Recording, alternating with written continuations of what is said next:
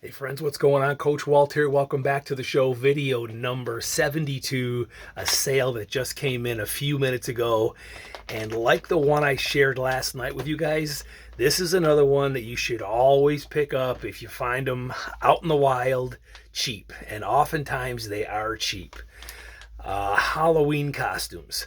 I was at a yard sale last summer, last one of those Sunday in the last hour of the sale type situations, and they had a plastic tote, one of those, I don't know, like a 30-gallon tote or something out in the driveway full of Halloween costumes, and they were marked $5 each.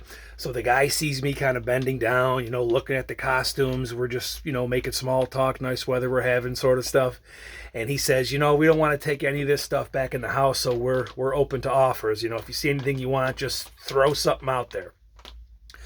So I said, okay. So I'm looking around, more stuff. I go back to the Halloween costumes. That's all that was of interest to me.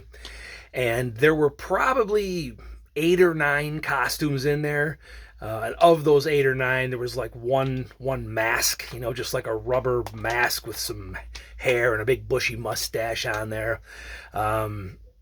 Maybe a couple of other like Halloween type accessories, but there were at least 5 or 6, I think more than that, full costumes like you get at the Halloween store, like a costume in a bag. It's got all the stuff.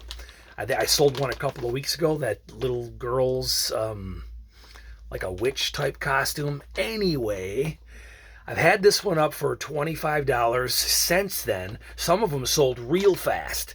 It was before Halloween. This one did not, but the sale just came through. Had it up for $25.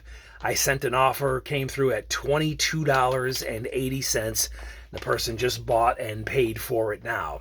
So I ended up getting all the whole tote, including the tote and the lid, for $5. There were, like I said, 10 things in there, including 5 or 6 or 7 full costumes.